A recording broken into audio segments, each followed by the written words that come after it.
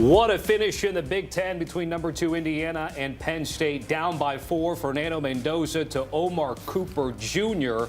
That would have been a touchdown in the NFL. 7 yards out. Extra point made it 27-24 Hoosiers. But the Nittany Lions would have one last chance again. Right foot, left foot, good. 5 ticks left to go from midfield. Ethan Grunkenmeyer has to heave it. Trying to look for Kyron Hudson, but broken up by Amari Farrell. And number 2, Indiana, goes to 10-0 and beats Penn State at their place by 3. This was a game in which Indiana was favored by 2 touchdowns and a hook. Some money on Penn State went under that 2-touchdown number, but the over of 50.5 also cashing ever so slightly in this one. Welcome to college football post game. What a finish. Had me mouthful of marbles there. I'm Tommy Tran, Damien Harris, Bryant McFadden, and Danny Kanell. Guys, you were all watching the ending of this game. B-Mac, I'm going to give you first word. What stood out to you about this electric finish between these two? Just the finish for Indiana. In the second half, their defense couldn't get any stops. The running game was clicking for Penn State, and they found a way to not just get back into this ball game, but take the lead. And then, you know, Danny talked about Mendoza needing that Heisman-like moment. Well, it surfaced late in the fourth quarter because they were down, 4 points. They needed a touchdown to win, no timeouts, and he had his best drive in the more critical moments of that ball game. Charlie Becker had a great day filling in when you look at the losing their top wide receiver, and the job that Omar Cooper Jr. did in that game-winning touchdown catch. Not just one foot, but the other as well. He was in on Saturday, also in on Sunday. This was a huge win, and this is what we like to see in college football in terms of adverse situations. For Indiana, they've been fairly comfortable in these moments. Their back was finally against the wall. We wanted to see exactly how they would answer, and guess what? They answered with a much-needed win. Danny? 10 plays, 73 yards, and a minute 15 to win the game. Like, that was Fernando Mendoza's signature moment as an Indiana Hoosier quarterback, and it couldn't have come at a better time for him. And he's done this before at Cal. He's been in these situations, but there's nothing to win over your teammates in a locker room than going out and do this. And I do think this was not a good game for Indiana. They did not have their best stuff. Their defense struggled to get off the field. Fernando Mendoza was getting pressured all afternoon.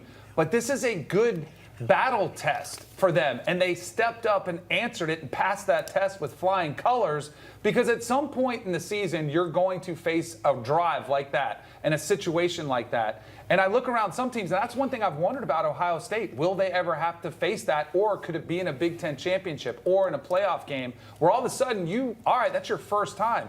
Now Indiana's been there, and that experience, I think, will help them moving forward as they go through what they want to do, which is ultimately win a national championship. Tommy, you want to know what I love about college football right now? What is and that? A lot of people talk about parity, right? You want to hear some parity.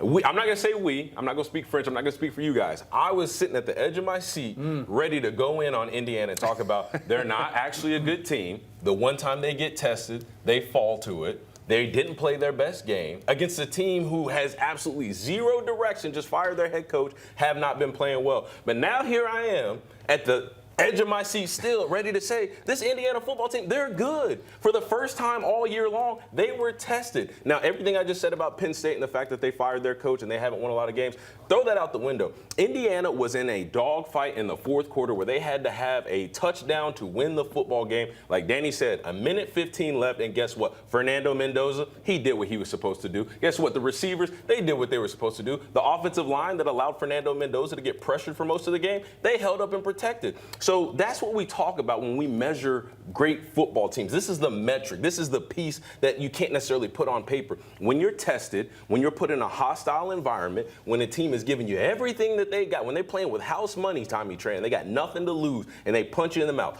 over and over. And in the second half, they punch you in the mouth more and harder and harder. But they just don't keep you from getting up off the mat, and that's what Indiana did tonight. And I will echo Danny's point. The way that they won, the way that they had to come from behind, the way that Fernando Mendoza had to orchestrate that 2-minute drive at the end of the game, that will serve them tremendously towards the end of the season, going to the Big Ten championship, hopefully, getting to the college football playoffs. The lessons that Curt Cignetti and this team learned today, they will absolutely capitalize on it moving forward. Another, one of my favorite parts of the drive, the first play of the drive, he was sacked for a 7-yard loss. Yeah. They had second and 17. It looked like, oh boy, here we go. 22-yard completion. Seam route. Staring in the face point. of adversity. And the play right before the Cooper touchdown, he got hit, and then it almost was floating out there. Potentially could have been a game ender.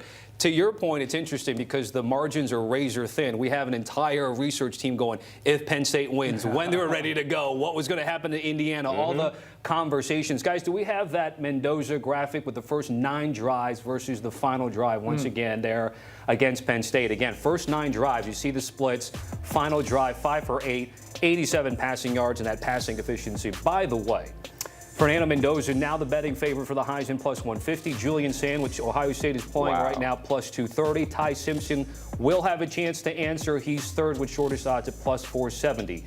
Danny, if I were to give you a free bet for the Heisman right now, where would your money go? Can I take it on the winner of the Big Ten championship game? Because that's what I said before the game.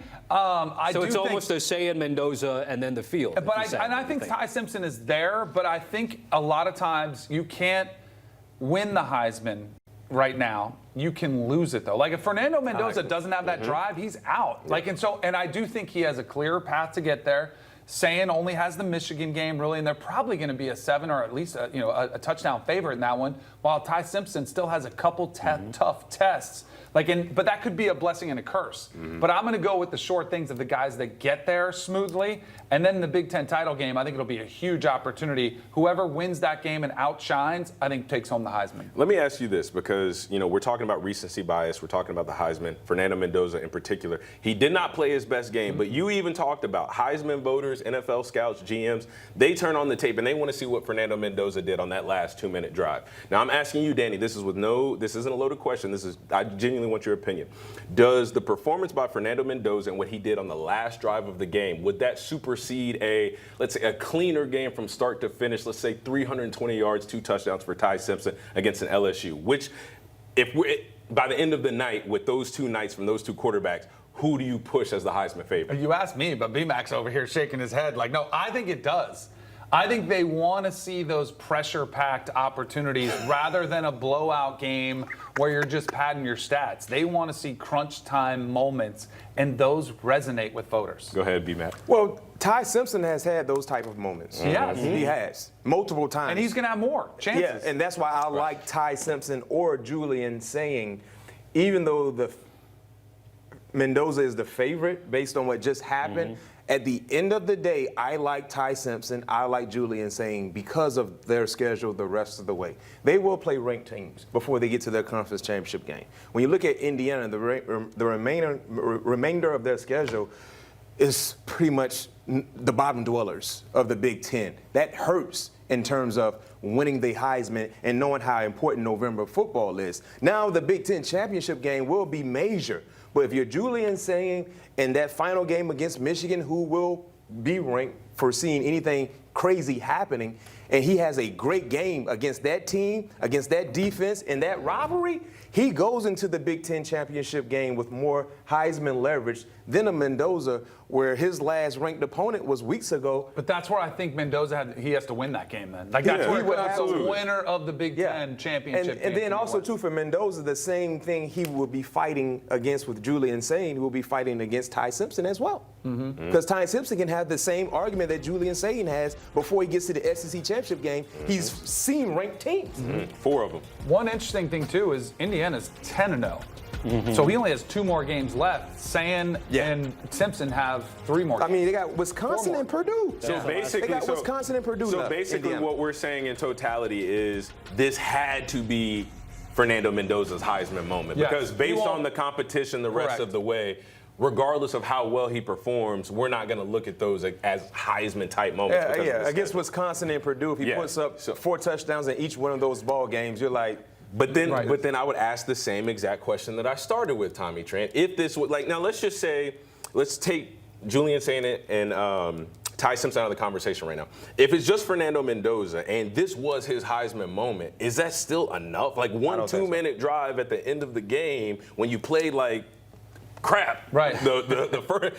That's why Mindful of my words, You're Tommy good. Tran. But again, is that really enough though for a Heisman type moment? No, Again, against but- a Penn State. But that's why I think the winner of the Big Ten champion, if he beats Ohio State, that's the one that they'll be looking for. And Ty Simpson, we all this was a 2-touchdown point spread. That's exactly what it is for Alabama LSU tonight. So we could see a Heisman moment from Ty Simpson. We think it'll be a stat padding game, but that's what we thought we were going to get from Fernando. You just never know. That's why we love this sport. Well, that's the thing. This Heisman odds in general, it's like a Peloton stock market. It's like when you get it, well, you get it. From the moment, Mendoza's there, but there's opportunities, as we've just talked about. Mendoza's not going to have as many opportunities until a championship game opportunity as much as Ty Simpson will have in the regular season. And you just start stacking up them chips. You start stacking up the Ty Simpson against Georgia. You get more chips, and right now Mendoza's trying to stack up those chips. So it'll be interesting to see. Again, Indiana survives that game against Penn State as 2-touchdown favorites, and they end up winning by 3 to maintain that perfect season after this college football Saturday.